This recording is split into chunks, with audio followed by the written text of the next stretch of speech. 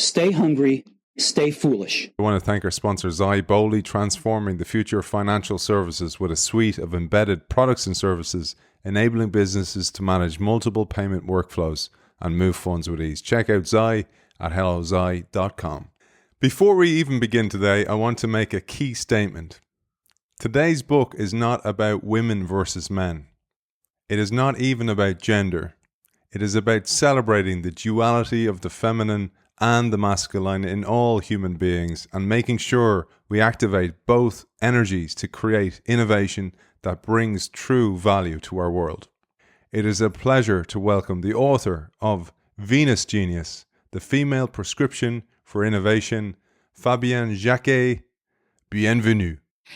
Merci, Aidan. I really appreciate to be here on this show and hopefully please the audience with my thinking. It's such a welcome book, and innovation needs women. It needs feminine energy. But I thought we'd start with a question, Fabienne. And I'm going to pose this to our audience.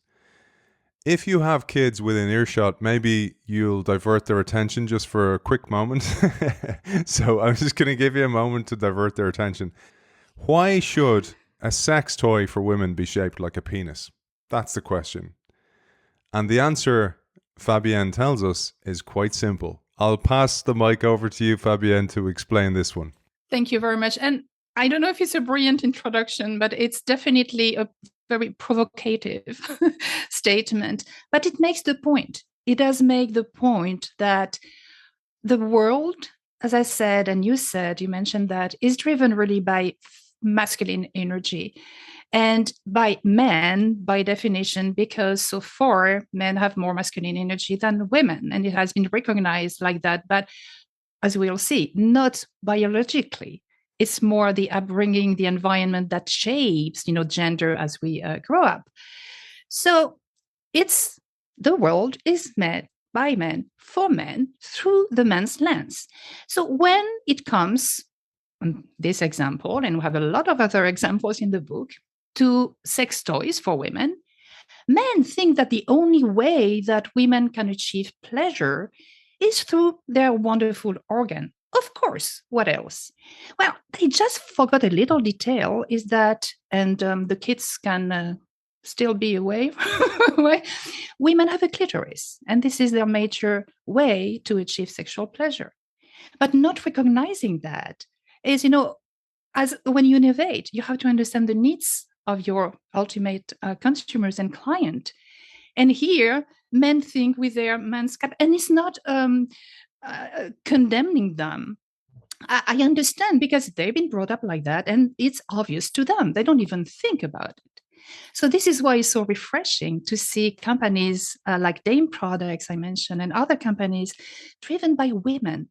It reminded me, Fabienne, I worked in a company once, a media company, and the audience of this, it was for a radio station, and one of the radio stations had a very much female audience, and they wanted to hire a community manager to manage Facebook and Instagram, all those type of social platforms. And they were hiring men. And I was like, why are you hiring a guy to speak to women? Like he even if he's the best writer in the world, he's going to struggle to do that. You're fishing in the wrong pond. And I raised that to say, it's exactly like we were saying about the products. You mentioned multiple products. We'll discover some of them today. But also the skill. For example, it's good to have empathy, yes. But it's even better if you are the target audience who is actually developing the product. Yeah, I totally agree with you. And again, as you mentioned at the beginning, it's not men versus women. It's really this energy. And I'm sure we'll talk about that. I relate in the book how personally, being brought up between two brothers, being a scientist, when, at that time you didn't have that many girls in the science field, I had to fight. I had to use my masculine energy. And then in the corporate world, it was the same thing. So I really was so used to function from my masculine energy that it really hurt my personal life, as I narrate in the book. So the point is really rebalancing. Wherever you are, I was on the masculine side, you may be on the very feminine one. even if your gender is to be a man. So wherever we are, being balanced, being more centered as a human being is perfect for not only the personal life, but also the professional life. And let's share as well the challenge here, because it's taken us a long time to get to where we are in the business world, which is very unequal. And as you say, current research shows that it's going to take about another 100, I'm going to say 116 because the book was written about 2 years ago, 116 years. You really read it. to achieve gender parity. It's going to take that long. Maybe you'll tell us a little bit about this. Yes, because again, you have to go back to history. And I'm a scientist, okay? So whatever I said in the book, believe me, I did research and I love that. And by the way, nowadays, doing research with internet, what a pleasure. I did my PhD, going to the library and I got this huge chemical abstract, this huge book and thinking them, oh my God, it was really another period. But anyway, so I did a lot of research. And the point is that innovation in the past was really driven by technology and measured by patents. So as women have been taken out of science and the universities until recently in the history, women were not exposed to science and technology. Hence, they were, not into the innovation arena. So this is one reason. A second reason is that it's an interesting one because people think that innovation is like for rebels and adventurers. And as I say, it's not my case, but a lot of girls are raised first. They are softer than men, less adventurous and so on. But the way they are brought up, boys, it's normal, they fight and they are brought up to be adventurers and explore the world and so on, and girls to sit and be quiet and so on. So of course, it doesn't prepare girls to be innovators. So, you have a lot of historical and social reasons why women have been really out of this innovation arena. Plus, usually, even if they were really good and so on, men were at the front and they were taking credit for women. I have in the book a lot of examples in different areas. It can be science, it can be art, like female artists, being behind their male counterpart. And it's pathetic and it's sad because women can bring something different, as I say in the book, to innovation and to this world. And we need this healing female and feminine energy today, especially in these days of chaos and where people are depressed and don't know where to go and what to do. So I think we really need this positive, healing, collaborative energy. You've had personal experience in this. You've worked in labs, you've created products, and you mentioned, for example, when a product has things like convenience and basic performance met, so there you've got them. What it really needs, and we know this more and more from marketing, is it needs emotional energy. And that's often what's lacking in a lot of products. They lack this real emotional energy that's poured into the product. And it's not just about the messaging. It's not just about the marketing of the product. It's about the product itself. And maybe you'll share your own personal example where you brought a product from ideation all the way through to the shelves. I think you are referring to this shower gel project. Yeah, and this is a very project which is very close to my heart. So we were tasked to, and I read that in the book also, to develop a relaxing shower gel, especially for women. Okay, fine. So, of course, I was in R&D at that time. My marketing counterpart started to say, oh, yeah, so we should have, visuals of a bath with candles and vanilla scent, blah, blah, blah, blah, blah. And I was like thinking, wow, this is boring, Anyway. And so I think, okay, let's have something. Let's have brainstorming sessions with women who can tell you what is really relaxing and so on. And so we were in a remote location. It was great. I had a multifunction team. You had even legal, finance, safety. You have R&D, of course. You had marketing. You had consumer insights.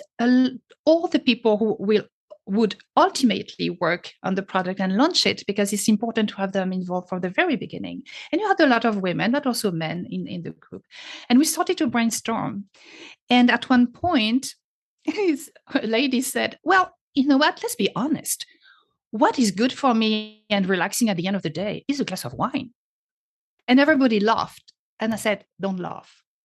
Don't laugh, because she has a very good point. So we developed a shower gel that had all the Napa Valley, visuals and so on. And the formula was burgundy with the little beads, like, these little seeds and so on. And a fragrance that was very gourmand and so on. And it really, when we tested it with consumers, and we tested it not only for the functional benefits that were, of course, good, but for the emotional benefits. And this product rated the highest of the category in the emotional ranking. We're very proud of that. And it resonated with the consumers. It had very, very good results. So it just proves that when you create a product with your emotions, starting from your own emotions, it shows. It's like an artist. I was also giving the example that it really inspired me, of this guy who was inspiring us with a song, and he was singing, and it was about separation. He was sad. We were almost crying in this business environment. I said, why is it so emotional? I say, because I created this song with my emotions. So it's same thing for innovation. If you don't create it from your own emotions, why are startups successful? Because the person who starts the startup says, oh, there is a problem, and they are deeply involved and emotionally connected to this problem. Like my mother has problems with finances, and she doesn't find a bank that really listens to her needs, and then creating this banking for women. And so you see what I mean? So they are emotionally attached, and this is why it's successful, because it's something which is real, which is emotional, and we feel it. You feel it, authenticity. We feel as people when people really mean it. I really thought about it as art, and I know art is very close to your heart because your husband is an artist. And for those people watching us on YouTube, that beautiful piece of art on the wall, that's Fabienne's husband's work. And we'll maybe share his website as well at the end on the show notes as well, Fabienne. But I was thinking about that because a few years ago now, actually, a guest on the show, Aliyah Marr, she mentioned that really when you're buying a piece of art today, artificial intelligence can do that art. Artificial intelligence can create it. But she asked the really killer question, what are you buying? And then she answered it as follows. You're buying the evolution of the artist from when they had the idea all the way through to delivery to the image on the canvas. And I thought that was just a beautiful way of thinking about it. And I actually think about innovation that way, just like you were saying about the products. From ideation, so many ideas get killed when they're just an idea, when they're an inkling. And it takes a lot of female energy, as we'll talk about in a little while, particularly to nurture an idea, to bear it, to bring it into the world, is a very much female evolutionary skill at the very heart of it as well. But I want to just remind our audience, keep in mind the story that Fabienne told about the shower gel, because it's an anchor on which to hang a lot of the skills we're going to talk about later on. We'll refer back to it, we'll come back to it. But before we do, I love the story of the lady. So think of an old lady in a shop, tattered dress with a cigarette hanging out of her mouth. As you'd say in France, une clope dans la bouche. La clope maïs. Voila, hanging from her bottom lip, and ash falling all over her, etc. And she's there in the corner knitting on a yarn. And this is a story where you utilize how to show all the different female energy traits coming together with a person. And then we'll come back and we'll go through those traits individually. Over to you, Fabienne. When you talked about the painting and the art and so on, I think I should share the story I have in my book about my husband's paintings. So Patrick, my husband, he painted and he sold paintings, and especially a friend of ours was really a fan of his. And then it happened, my husband had lung cancer, who had 2 years of hell and so on. And then one day he was strong enough in his head and also his physically to take the brush back and paint. And he painted this painting. Usually it takes 2 or 3 months. It was like done there. And he called it Hymn to Life. Okay. Then our friend will say, oh, I would like to buy another paintings for Paris. Okay, fine. So he comes here, and as usual, I lined up all the canvases around the room for him to choose and so on. And I didn't even finish. And he looked at this one and said, this is the one I want. And we didn't share, it was the last one. We didn't share, the story, the title. And I say, why? Why do you pick this one? He looked at me and said, you know what? Because I feel both hope and despair. I cried. And I say, well, and I explained to him the story. So to your point, artificial intelligence could definitely create beautiful pictures, aesthetically pleasant and so on, but it should never, at this point of the technology, it would never, ever convey the emotions that my husband had painting that painting. So I just wanted to share that because it's really building on your story about this lady talking about art. And this is emotions again, because it's beautiful. So what? Or is somebody famous and this is because of the value? But having something that resonates here, this is what art should be. Yeah, and I didn't forget about the story. So actually, I wrote this book in a program, and I had co-authors, and we had these weekly meetings and so on. And this lady, Anne Hogg, I interviewed for the book. I was talking about feminine energy, and suddenly she said, I have to share a story. So she was in Chicago, and she was in an advertising agency very early in her career. Okay? And then she wanted to do some creative hobby. And she said, oh, what about knitting? So she goes in her neighborhood and pushes the door, as you nicely described, of this shop. And you have this lady, grumpy and so on, as you say, with a cigarette dangling and earring. I say, what do you want? So, well, I just want, is it possible to learn how to knit? I say, oh, yeah. Just buy these needles, buy thing, and I will help you. And then Anne said, okay, so I think I will try to start with a scarf. She looked at her and said, no way, this is not the way we do it here. What do you want to have? What is really close to your heart? I said, I don't know what I want. I said, go back home, look at the magazines, and you come back when you really, really want to knit that thing. So she comes back home and she thought of a Chanel jacket she had seen in a magazine. And of course, she couldn't afford it. And she came back with that. And the lady looks at it, okay, fine. And she draws like that. This is how you should do, and son. And she guided her and son weeks and weeks and weeks, because it's not an easy task. And Anne discovered that this lady had workshops. So it was a shop, but also ladies around were coming, and she was teaching them how to knit. And it was a community.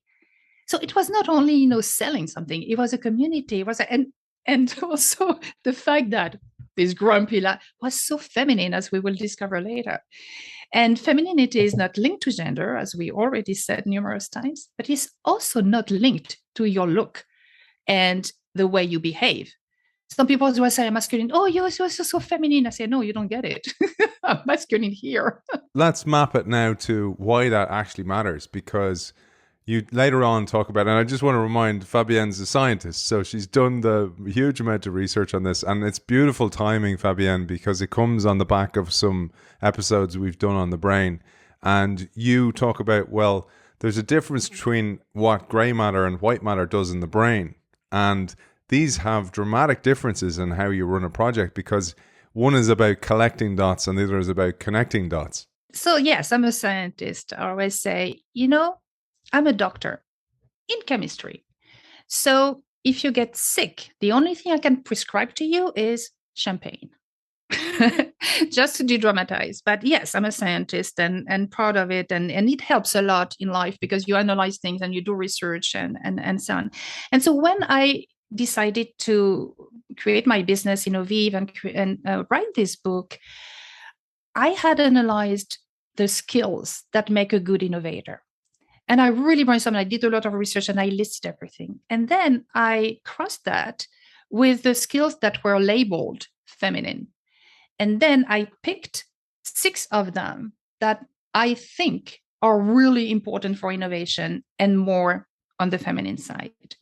And I wrote my little chemical formula I share in the book and on my website, which is when you have empathy, you add inclusivity, intuition, like the I2 things, gratitude. And you catalyze all that with collaboration. You get innovation that resonates emotionally with consumers and bring you money. So this is the way for me to capture, all this, and I forgot nurturing, and have also nurturing. So these 6 skills into a formula said it works, and applying it to, for example, this lady, they are the knitting lady, or I also have at the end of the book a story about a chef, a cook who is a guy, but applies exactly this formula and is very successful. Let's talk about your framework as well, because there's multitude of frameworks. The library behind me, full of them. And I love your framework because it really focuses on 2 parts. And again, let's refer back to your shower gel project, because you talk about there's a front end part of innovation and then there's the back end. So this is a very classical process. If you Google process innovation process, you will have a lot of processes and very convoluted, very complicated and so on. But most of them, and it's classical in the world of innovation, you have a front end of innovation, which is when we go from nothing to a prototype. And then the back end, where you take this prototype and develop it into a commercial solution.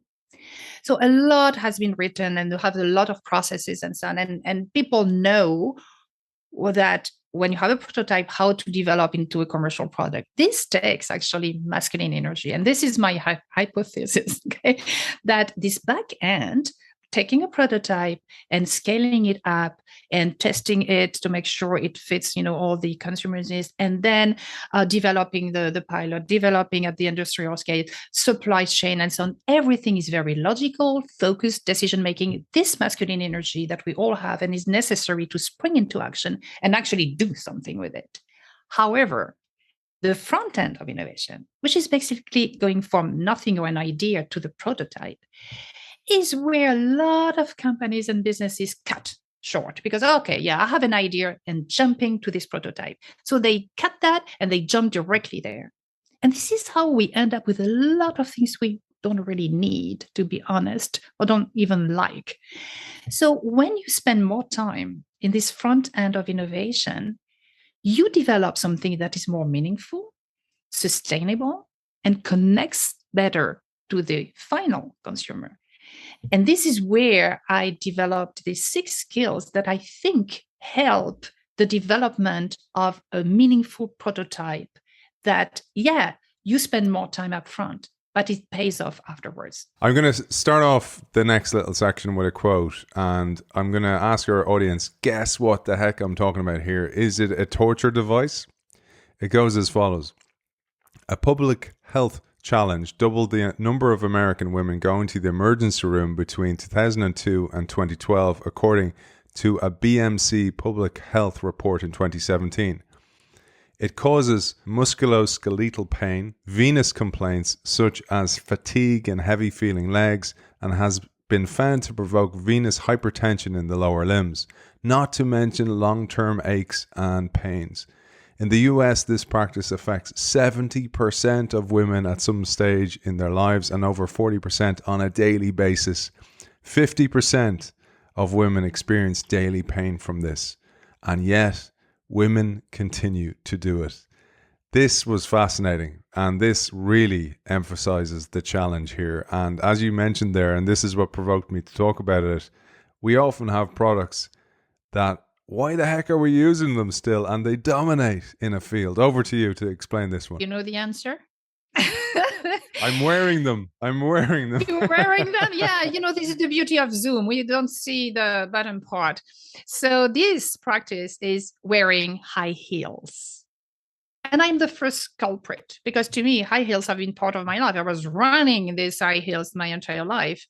And recently I had 2 foot surgeries. The first thing my surgeon asked me, did you have you been wearing high heels? I said, yeah, of course, my entire life. I say, well, this is it.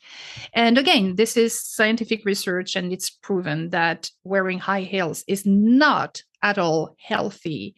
And it's a big problem. So why do we do it? And why did I do it? Well, this is because, again, these social historical reasons. that the story of high heels through history is absolutely fascinating. Like at the beginning, men were wearing high heels, but it was for very practical reasons. It was because, they were on the horses and the heels were keeping, them from sliding in the stirrups. That's why I wear them. Just so we're clear. Sure. But, stiletto don't work for that, Aidan. But then in the Middle Age, actually, both men and women were wearing, high heels and platform shoes. It was another practical reason, is because the streets were full of filthy things. So to be elevated from that. But then only men wore heels like our French king and so on, because it was a sign of superiority, and it was only for men and so on. And then suddenly it came that it was women who were wearing high heels. And the reason was because it made them look more sexy to the male gaze. And they felt more sexy. And I will go even further. With high heels, you cannot really run away from a man. I'm very serious. This is so complex, and this is so grounded in this patriarchal society where women bodies are objectified and used by men. So a famous French designer says that he creates shoes for women thinking of the man's gaze, because men will have the pleasure of looking at women walking in them. You cannot walk in these things. This is terrible. And it gives you this. Anyway, this topic is really very interesting, and it's so anchored. Again, I did it. And you see how I'm preaching that you have to use the feminine energy, and I did it. So it's really rooted in our society, in our culture, that it is the case. Now, luckily, it's evolving a lot. You have now a lot of women entrepreneurs who are creating shoes that, of course, are still sexy. We want to feel beautiful and sexy and well in our body, but we can walk in them, actually be comfortable. And I think this is a huge progress, that we can now change that, I think. And also other things changed. It was interesting in New York City that in the shoe stores, on the floor, they were saying that women were asking for flat shoes because they wanted to be able to run fast. It was after 9/11. And then with the COVID, also very interesting, like we're more casual and so on, and say, why do I torture my feet? I'm far more comfortable in more comfortable shoes. So I think a lot of things made us think about it and evolve, which is good. And it's going for the better. But God, this is so anchored. It just shows you how socialized we have been, that still prevails. But you also mention in the book that you talk about the law in Carmel, about the high heels as well, and maybe we'll explain that because that's a practical reason. But then what absolutely shook me, about 1/3 of women have to wear high heels to work. They have to. One lady you mentioned was sent home for not wearing high heels. That still exists today? Absolutely. And in 2017 at the Festival of Cannes in France, the ladies couldn't go on the red carpet because they were wearing flat shoes. I know, this is why I say it's evolving so slowly. It's pathetic. We should be able to really choose what we want to walk in. And some women love stilettos and fine. But if this is their choice, totally fine. We're totally free to do whatever we want. But that we have to, because of the law, because of the work policies, or because men expect us to wear those high heels, this is not right. Well, let's give another example, because you talk here about WCI, women-centered innovation. So there's a massive, massive opportunity here, a massive untapped market. More and more women are earning more and more money. Slowly, as we said, it's going slowly, but it's happening. And designing products for women by women offers a huge example, a huge opportunity. But let's use the example here of how the evolution of the tampon happened and what you've seen through your experience as well, because originally there was a lack of technology, but it was women originally innovating to create these products because they needed them. Yeah, the tampon and this anecdote at the NASA, it cracked me up, because when they sent the first female astronaut into space, and the engineers, the NASA, very nicely thought of, oh, what about she has her period? So how many tampons does she need? And instead of doing what should have been done, is asking women around, but maybe there were not a lot of women around at that time, but instead of asking women, they started a very, very sophisticated calculation with the flows and absorbency rates of tampons and materials and so on, and came up with, okay, 100 tampons for a week, which obviously is not really the right number. So it just shows that men innovating for women, they use their skills, the logical, the calculations, and so on, and not even, connect to the emotions of and say, practically, please, how many tampons do you use? Just ask your wife, your daughter. I mean, so the tampon actually, again, it has been developed by men for women, and at the beginning, as you said, women always used whatever materials, including herbs or herbs or whatever they could find around them, and pieces of cloth or whatever, to use as a tampon, because they had to deal with this natural event that happens every month for all the women in the world. And then this was actually a Californian woman who had the idea of inserting this sponge inside, instead of having the pad outside, because for most of the history we had these famous pads that you still had to it was a nightmare. But anyway, so she had the idea, and she talked to a friend of hers who was a scientist, and of course he developed and patented the technology and then sold it to a female entrepreneur, Gertrude Stein, who is the one who created Tampax. But then it was acquired by a big company and so on. And then, so you have a lot of historians, and it's pathetic to see that until very recently, you didn't have any innovation around the tampons. And also you had this very, very strong, in some regions, in some countries, cultural blocks that in China, actually, a young lady was interviewed, and she said that her boyfriend didn't want her to use tampons because this was infringing on his territory. I mean, it's it's really very, again, anchored that the body of the women has to be at the service of men, which is not right. And now, again, you mentioned that a lot of women are really rethinking the way we should approach menstruation, make it more fun, make it more accessible. And accessible also is a good point, because it has consequences. In Africa, little girls for a week, they cannot go to school. So they lack education versus the boys, because they have their period and they have nothing to protect themselves. So some women started to sell products, and for each product you buy, one is sent to a school in Africa. So this is really what I mean by innovation driven by the feminine energy, empathy, starting with empathy for those girls who cannot afford it. And really thinking about the consequences and thinking long term, which is another thing about the feminine. Men are very results oriented, and it has its value.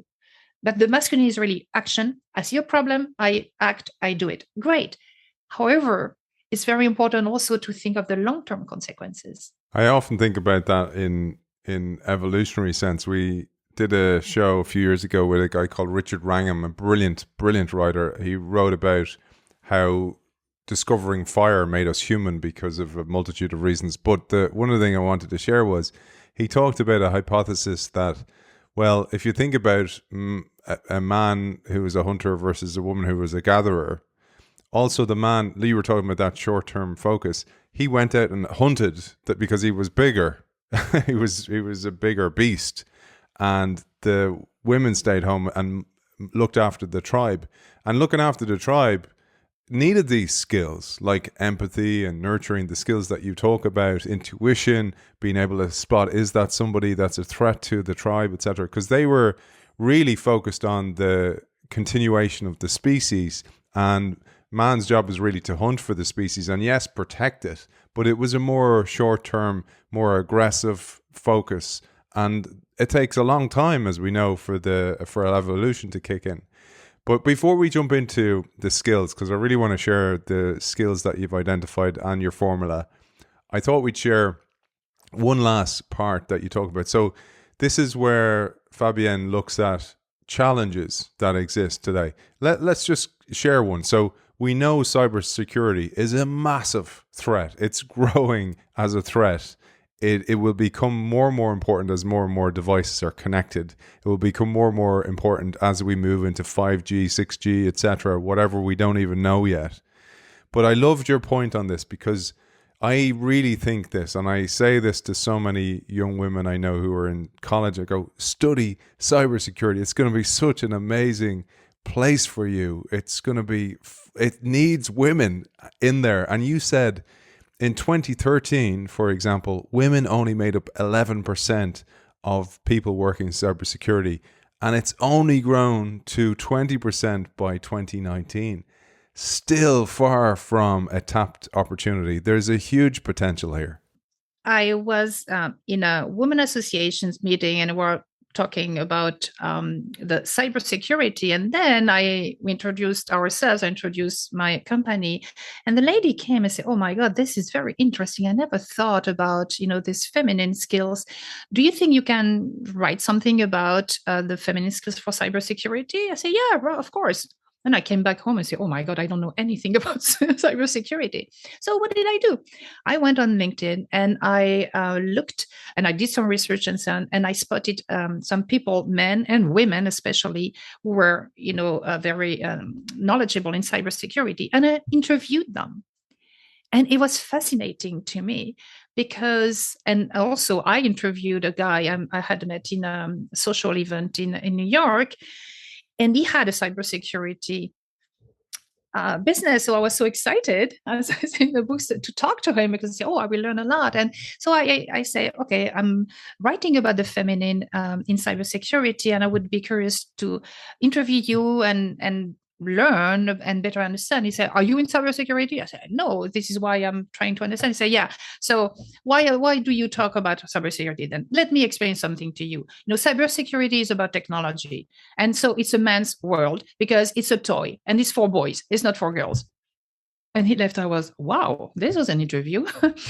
But luckily, I met a lot of other people, and especially men who were fantastic and really shared with me that they wanted really new skills in cybersecurity, and that women had very specific skills that were needed. So to start with, cybersecurity is a lot about geeks, which is like these men that have this unidimensional career. They are technology, they know very well, and we need that. Perfect. What he said is that when they start to hire women have a more diverse background. So it brings a totally new view to cybersecurity. Second, women collaborate more than men. Men are more the lonely wolf, and I will solve that on my own, and so on. And women will seek the team's input. They will talk to other people, and so on. And this also enriches the solutions, because there is not one solution. And also, very importantly, the hackers are so good now. The technologies between the hackers and the cybersecurity guys, it's equal. What makes the difference is the human creativity. And hackers are getting very creative. So if I tell you, you have to have empathy for the hacker, will you say, "Are you kidding me, Fabienne?" Yes, you do. Because if you have empathy for the hacker, you try to understand why. Why is this guy hacking? What is his motivation or her motivation? What is the motivation of the hacker or the person on the other side? And when you understand that, you understand better how to counteract this hacker, because you understand their motivation. And the last thing, which is extremely important, because it's both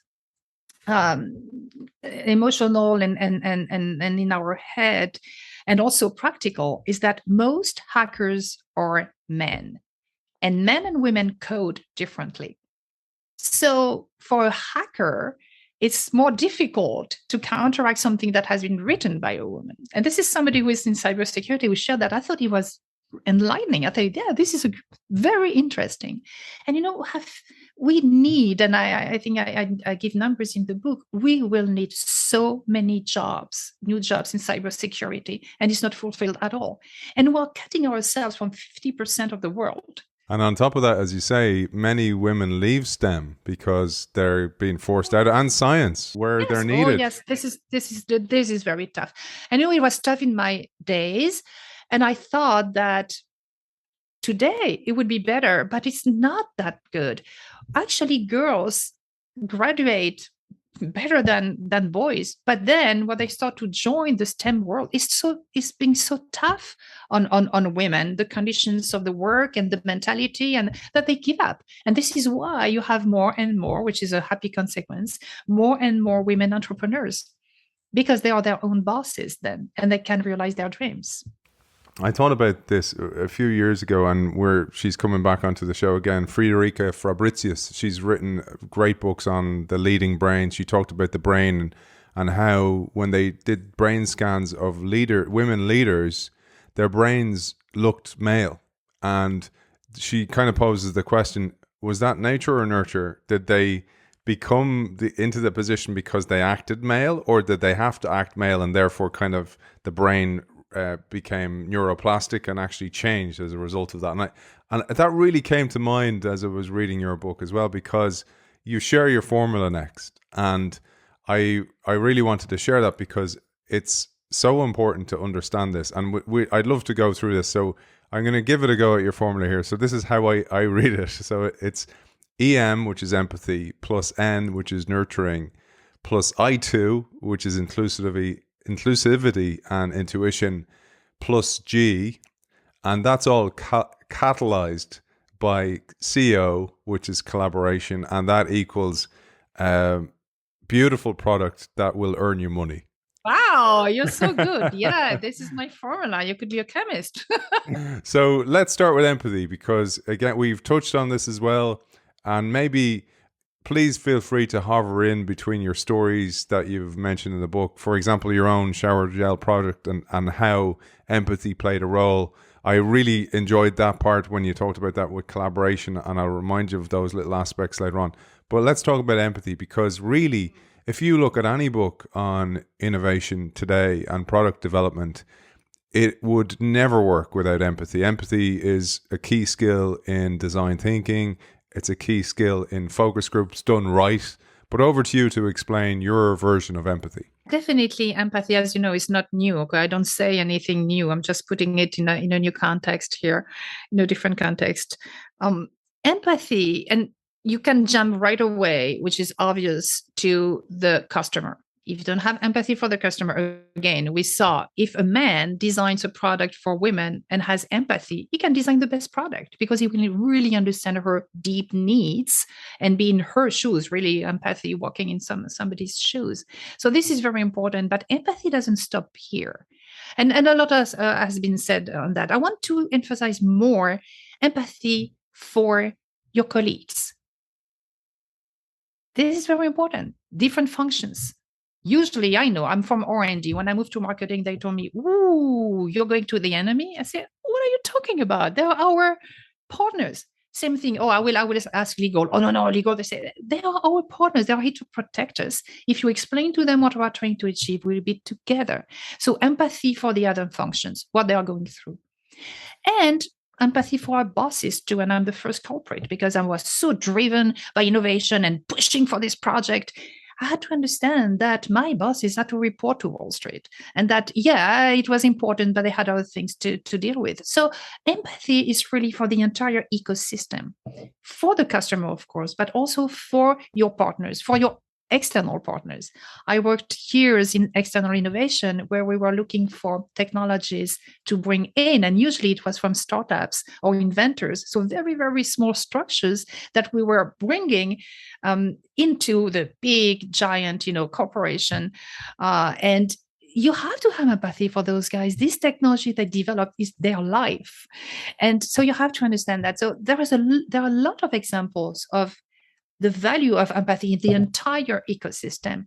And the last one and most important one, especially these days, we're talking a lot about it, is empathy for Mother Nature. Today, we develop products and then we say, ooh, it's hurting the planet. What can we do? And then we re-engineer and try to cut things. And so it doesn't work like that. Why don't we create products and services where nature, the environment is taken into account from the get-go, from the very beginning. So you start to develop something that is designed to not hurt the planet and the environment instead of trying to correct it afterwards. So to me, this is the entire power and value of empathy. It's huge, and it starts there. Throughout the book as well, Fabienne, you share practices that we can take home and work on. So we won't go into all of them today because there's about 6 at the end of each chapter for all 6 of the skills. But maybe we'll share a couple of the ones on empathy because I thought these were particularly interesting. Again, whether you be a parent trying to encourage empathy, particularly for me, I have 2 boys, trying to encourage empathy in them, or in yourself, trying to encourage more empathy. Try to put yourself in the shoes of the others. And I have this anecdote of, remember we were trying to develop an oral care line for senior people who have some issues. And I partnered with a company and they had this suit that was mimicking the effects of aging. Okay, so with the arthritis thing, it was like a suit, and also the goggles, and it was really mimicking the effects of aging. So a young marketing person said, "Oh, okay, I will try it," and as a demonstration. So she volunteered for that. She put into this, and she performed oral care and so on. And then at the end, she was getting out of the suit, and we were ready to ask her questions, and she was taking a long time to get out of the suit. And then she turned to us. She was crying. And we say, what's happening? She said, oh, well, I've been bullying my grandmother, telling her that she could do that. And she had just to want to do it and so on. I didn't realize that she could not. And she had experienced firsthand being in the skin of an older person, what it was. So it's really try to have the experience. Go, when you develop products for people, go into their environment. Go where they live with them, live like them. And when also, and this is not what I'm something I'm very good at, but listen, because it's so easy to jump in. And I bit my tongue a lot of times. I say, a friend of mine lost her dad and she's in France. And so we jump on the phone and I almost said, oh, I understand what you are going through because I lost my dad and son. And then I bit my tongue and say, Fabienne, listen. And I listen to her and I ask questions. So a very good way, a very simple way to understand and have empathy for another person, just ask questions, simple questions. So how her family was doing, how are they doing, how are they coping, and so on. And she's the one, after a while, who said, well, Fabienne, you will understand me because you have been through that. But she's the one who said it. I didn't volunteer it. So I'm learning, I'm learning and I'm evolving every day and learning my own lessons and trying to apply them. So this is how you can practice empathy. Listen, question, and really make an effort at living in the world of the other person virtually. Actually, augmented reality, or this is a great way to put yourself in the shoes of the others. So there are a lot of technologies now besides just going and living with this person for a couple of days. I say this to people in my workshops all the time about communication. I go, I could have saved myself so many arguments if somebody had taught me this before, just to listen and acknowledge that somebody else is going through a crappy time, stop trying to hijack their moment and kind of go, this happened to me, let me try and fix it for you, etc. And having that empathy is so important. But you tell us there's neuroscientific reasons for that as well. We're wired differently and men want to fix. No, absolutely. And this is all this story between the gray matter and the white matter and so on. But actually, just to make sure it's very clear, there is a female and a male brain, but our brains are more similar than they are different. You have some significant and statistically significant differences between men and women. So one is the use of gray matter versus white matter. And gray matter is like the focus, the action, and the white matter is more connecting the dots. Okay, so this is a different approach to your point. This explains why. And then you have of course, the chemicals. So the testosterone, which is really more aggressive, more action again, versus the oxytocin, which is the bonding, the love hormone and so on, which is more present in women and so on. But the beauty is that our brains are a unique patch of male and female patches. It's a mosaic. It's really a mosaic of these all different patches, and it's very unique. And to your point, the brain plasticity is huge. So we can learn, and at any time, we can learn new skills, we can change things. And this is why the environment is so important. And nature versus nurture. And for a lot of skills, for example, intuition, we're jumping there. Intuition, which is called feminine by default, because it's frou-frou, it's not very serious. Intuition is actually not really feminine. We can all use intuition, but culturally, he's been labeled feminine, which is wrong.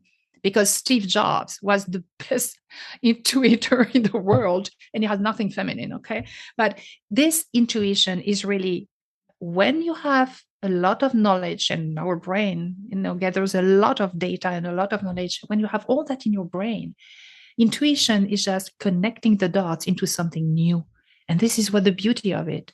And you can do that by sleeping 8 hours, by resting, by stopping, not going into burnout because you will not be effective.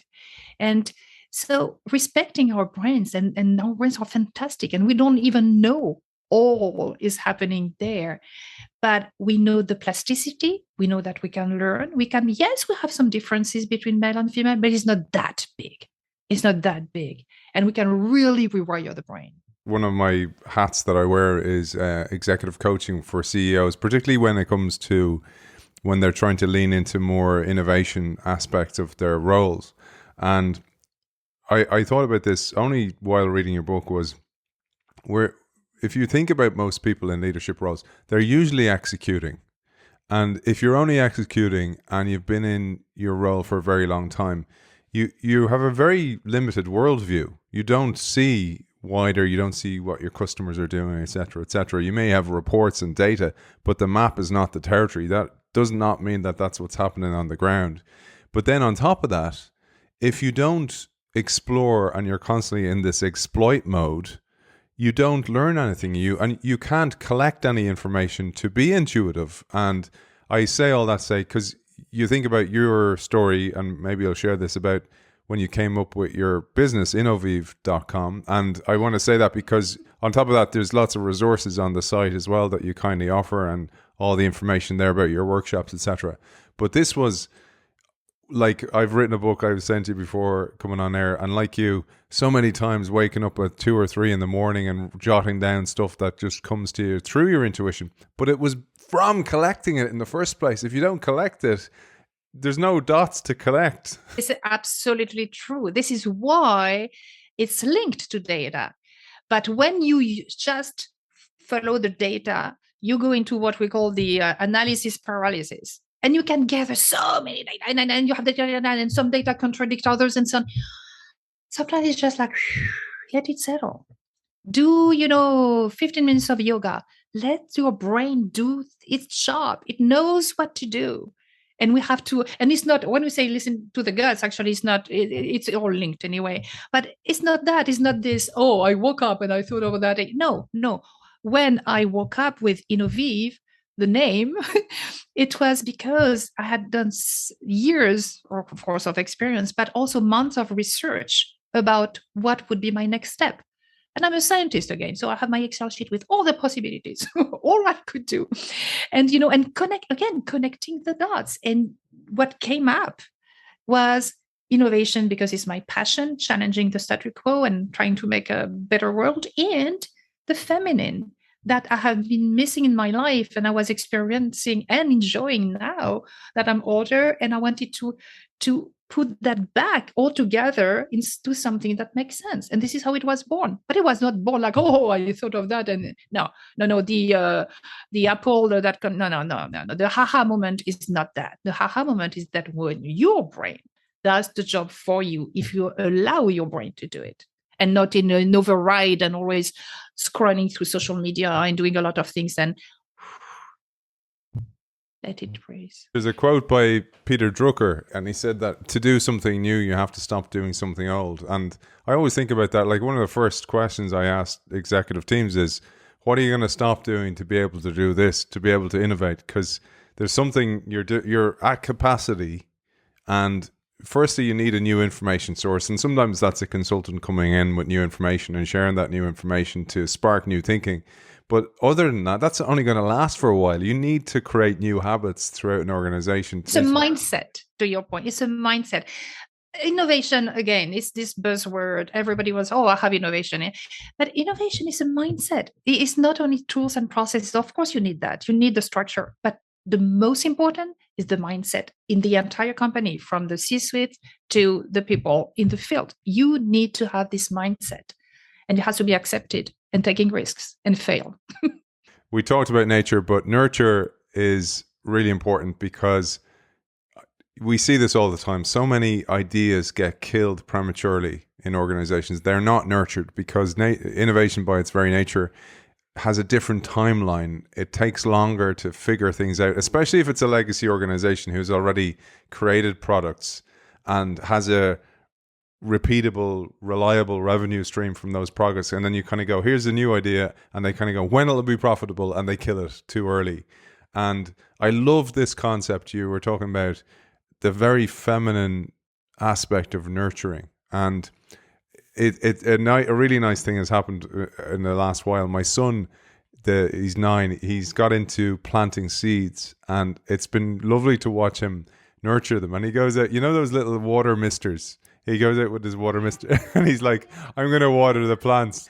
And he's just seeing them grow. And because he's related the fact that he's been nurturing them with their progress, it's beautiful to see that in motion. And again, serendipity strikes. I was reading your book while I was spotting this moment, and I was like, that's nurturing, but it's a very feminine skill. Yeah, it is a nurturing skill, but it's more, and it is in the brain. We again have more oxytocin and we have more empathy naturally and more nurturing. Yes, we do, but it's not that feminine, and it's not the motherly thing. I don't have kids, but I'm very nurturing.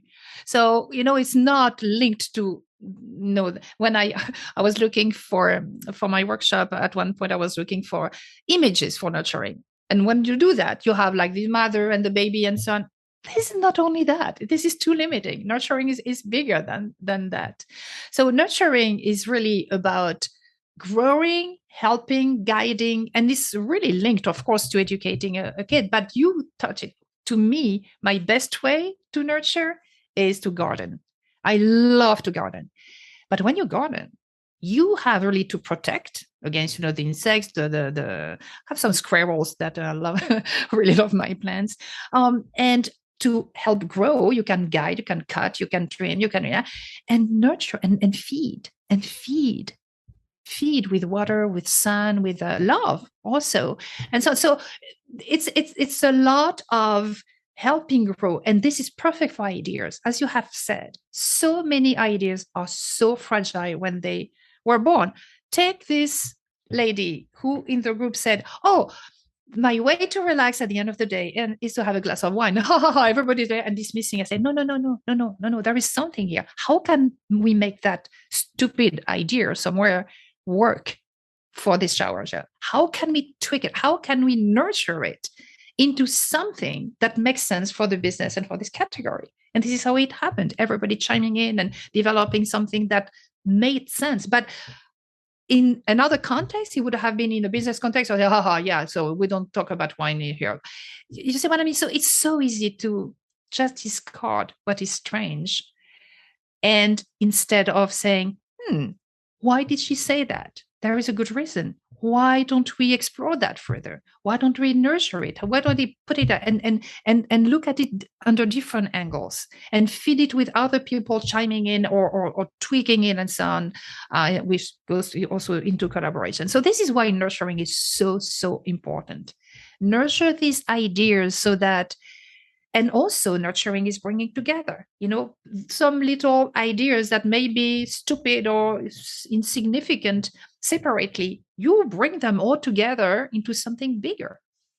And I love that you talked about that nurturing together as well, because this is one of the major skills that you displayed with the shower gel project as well. And when we talk about the catalyst, which is collaboration, in a second, we'll really see that come to life. But the next one may surprise people, and it's something that I try to practice. I'm not always as religious as I should be with this, but this is gratitude, the practice of gratitude. And this may surprise people. Why the heck has that got anything to do with innovation, they might ask? And I asked the question myself, because as I said at the beginning, when I selected those 6 traits, and I had a lot in competition and gratitude was not the top one, to be honest. And I was like, yeah, gratitude, but why? And I started to think about it.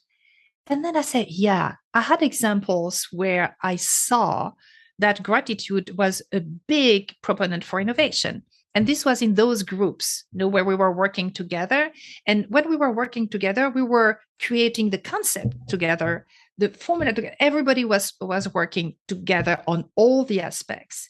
And what happened is that when we developed the concept, some scientists said, wow, I didn't realize it was so difficult to create a concept. I thought it was like, writing some words. Then when we went to prototyping for the night to show consumers a prototype, and the chemists were, doing all, and the marketing person was like, oh, I didn't realize you had so many steps and it was so complicated to just do a small sample. So what happened then? They were grateful for the other function. They were grateful for the work that the others did. And being grateful for that, it was a totally different ambiance. Then suddenly the marketer didn't ask for a sample for yesterday because they understood what it took. And then the scientist was saying, oh, the concept, I understand that they really spend a lot of time thinking about each word, and this is important. So it created really this understanding and this gratitude for the work done by another person to bring that to the team. And I found that extremely, extremely powerful. And I say this little anecdote: somebody in the team had the idea to have these little wooden tokens shaped like a heart with thank you. And when something was done well in the team, they would just give a thank you. And I remember this scientist, and she was like radiant, and she has this pile of, little heart tokens on her desk. And it was gratitude from the others for what she had done. So gratitude really is the cement, the glue in the team that allows, again, collaboration to be able to kick in. Gratitude is the cement. Collaboration is the catalyst that brings it all together. This just is the chemical reaction happens because of collaboration. And I really, from reading the book, I really felt that's what you did particularly well in this. And I want to remind, maybe you'll wrap it around this anecdote, this story that you tell in the book, which is, because we've all been there, you're asked to put a team together, a team from different parts of the organization, and sometimes those people aren't asked, they're voluntold. they're told that they need to be part, they're on secondment, whatever it might be, and they might treat it like, oh my God, I have to go down to the innovation team, and well, you know what, I'll just take it easy there, and at least I'll get to inbox 0, I'll clear my inbox. So they go with this reluctance. And as the leader of a team like that, well, actually, I'll strike the word leader, because you say in a true innovation team, there is no leader. It's a self-organizing body of people. But you showed huge empathy here with a colleague who was extremely reluctant, almost destructive to the team. And instead of what many of us might be inclined to do, which is jump in and give out to them or give out to their boss and go, I don't want Aidan in my team, he's a bit of a jackass, you went with a different approach. And this is what you often see, isn't it? Those type of people. It's like Carl Jung's work about the psychology is like oftentimes you can find some value in those people who are the most difficult in your life. It talks to one of the traits we skipped, which is inclusivity. So inclusivity, when we think inclusivity, of course, there is gender. This is one of the topics of the book, obviously, this feminine and masculine. You have culture, you have race, but it's very limited to the usual suspects. And as I said, I want to talk about neuroplasticity, the neuro differences, neurological differences, and having autist people in a team brings a lot of value because they think differently. They are wired differently. And this is so everything which is this, so different social context and backgrounds, age. Oh my God, ageism. When, you age, okay, you're just, no, actually the white matter increases when you age. Yes, the gray matter decreases, but the white connecting the dots increases. So having young and old people in the team is fantastic. So inclusivity is bigger than just, the color of the skin and the accent and the and the gender. It's really going beyond. And this anecdote was linked to the differences in thinking. And so I put this team together, as I said, and usually people volunteered. But at the beginning, it was new and they didn't know what it was. And it's something above and beyond their current job. So I talked to them and I talked to their bosses to see, is it okay if they come and so on. And so we negotiate. And people came together, but they were very happy to experiment something new. And they liked the way I worked with people. So they were here. One guy in marketing, because this process was 4 days in a remote location and really working all together and like we call the hot groups here. We are focused on that one, just doing that for 4 days.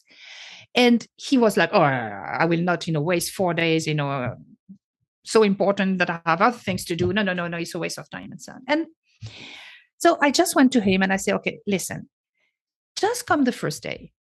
And if you don't like it, you feel free to go. But I really would love for you to experiment and have your point of view.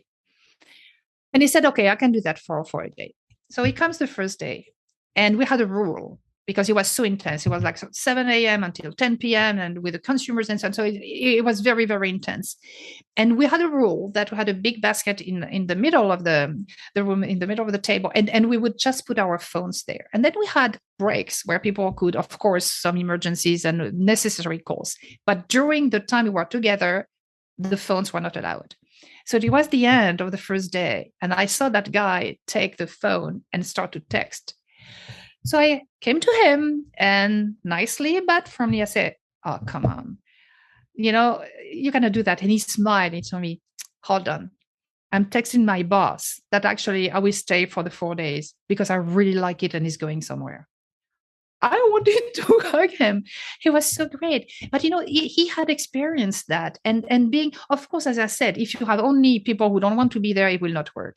But when you sprinkle those people who are not really very, positive, but mold into the process and with the other people, and he was so enthusiastic and it was working actually in terms of business that he was convinced. And after that, he was my first proponent for the process. He was selling the process to everybody because he really liked it.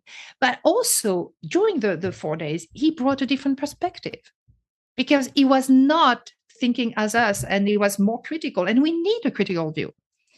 So this is the point of inclusivity, diversity, bringing the right environment so that collaboration can happen. And collaboration, when you put all that together and really collaborate with, and collaboration is really not teamwork. As I said, you can be assigned to a team and say, I do my job and then I get. No.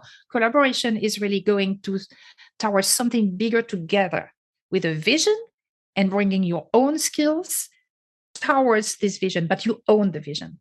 And at the end of the process, everybody was owning the prototype and defending it versus the, oh yeah, but it could be that. No, I was there. The consumers were there. We picked that hue, that color because of the consumer, and there is a good reason for that. Beautiful, beautiful. And one last thing on collaboration, because this is important. You mentioned this as well, is that in English, it's too many cooks spoil the broth. In French, it's trop de cuisinier gâte la sauce in French, right? And it's like, well, collaboration has a dark side as well, because you can have too many people involved and that can lead to an absolute mess as well. Maybe you'll share, because you've experienced this as well, which I love, the fact that you're a chemist, you've done this work, you've understood it, you're a scientist, and you've brought that world into R&D, and you've used all these human skills to bring a product into the world. The point is that you have to have the right people. It's not even the number, but it's the right people to the team. Because, and also, once you say, these are the cooks, you don't have another chef coming and say, oh yeah, but I don't like that, This is where I think too many cooks can spoil the broth. You delegate people. This is this innovation team. They are doing the job, and you trust them. And trust is another good one. And you trust them. And this is where collaboration is very important. You have to trust the others. I have your back. Okay. So you trust the others, and you trust that team to do a great job. And you don't come after that saying, oh yeah, but I'm the boss and I think we should change it or do that also. Then everybody has a different opinion, and it's a mess, and you destroy the beauty of the original idea. So it comes also with nurturing. You have to nurture the idea. You have to nurture this prototype. You have to protect that prototype, because a lot of people around will want to kill it and put their own print. Oh, I think that this is actually what happened in some of our projects where, some people say, oh yeah, but this visual is not good. Well, I want that. I say, well, this is what was really coming from the consumers who have experienced the product, and from the entire team who has been working on that for months. So then you have arguments to say that this is where you have to have a limited amount of people who are really involved. And then, of course, it's open for criticism, but constructive criticism, instead of wanting to just put your print on the project. Throughout the book, Fabienne interviews many, many people to bring these skills to life, to emphasize points, etc. And one of those was a beautiful interview with Pat Roke, and you summarized it in your interview, and I'm going to share this because I absolutely love this. This is going to be my closing quote, because I really do believe in this harmonizing of the energies, and it's not new. It goes right back to ancient times. The importance of this in Eastern traditions, etc., the yin and yang, etc., are so important, and it's so important more than ever in innovation, as Fabienne says. But the quote is as follows, and Fabienne, I'm going to quote this, but I wanted you to close today's show. So I'll let you think about what your closing message is for our audience while I'm going to quote this. But before I even start that, I mentioned your website already, but where can people find you for consultation, for keynotes, to find your book, to find the tools and resources that you have, etc.? The website is www.innovive.com, which is Innov, INNOVEVE, Innov and Eve.com. I was showing you beforehand my pin today, which was beautiful. I had Eve in the Garden of Eden. Like, how the heck? I'm such a nerd. I had one of those in my box of pins as well. So it was perfect that I had that to celebrate you on today's show. So the quote I loved is as follows, and then I'm going to hand it over to you. The feminine traits for leadership apply to innovation. The humility to know that we are not supposed to be great at everything individually, but our collective team should be. So, the more that we can shine the light on the gifts and genius of others, the more that we can live and come from a place of gratitude, and the more we can collaborate and nurture with empathy. I thought that was beautiful because it brings all the skills together that you talk about in the book. What about you, Fabienne? What's your final message for our audience today? Be sure your own self, and you leverage all these beautiful brain patches that are unique to you. Bring your unique gift to this world of innovation, and don't shy away. Don't be a clone. Just, put your skills and your specific skills in front of, give them as a gift to the others to bring something better together. We cannot, this is a big world and it's getting very complicated with the technology. We cannot do things alone. The Marie Curie, doesn't exist anymore. And even those guys were in teams, by the way. But just be part of this big story that the young people especially are building. And I'm very proud of that. And I'm actually creating a video course based on the book to help the young generation innovate their future and the future of our world. And it's called Smart Rebel, How to Innovate Your Future. And this is my message, is the young generation, they have all the tools. They can do anything they want, and they're doing it. How many teenagers have starts, have changed things, challenge us, and so on. And this is beautiful. So just do it. Go with your guts, go with your intuition, be your own self, leverage your feminine. Don't be humble, be vulnerable. This is beautiful. You don't know it? Fine, ask and move on. Don't try to I say success is not about money or fame or the number of followers. Success is about being true to yourself, to who you really are, and bring this unique gift to the world. C'est un super bon fin. Author of Venus Genius, The Female Prescription for Innovation, Fabienne Jacquet. Merci bien. Avec plaisir. Anytime. As always, thank you to Zai, boldly transforming the future of financial services with a suite of embedded products and services, enabling businesses to manage multiple payment workflows and move funds with ease.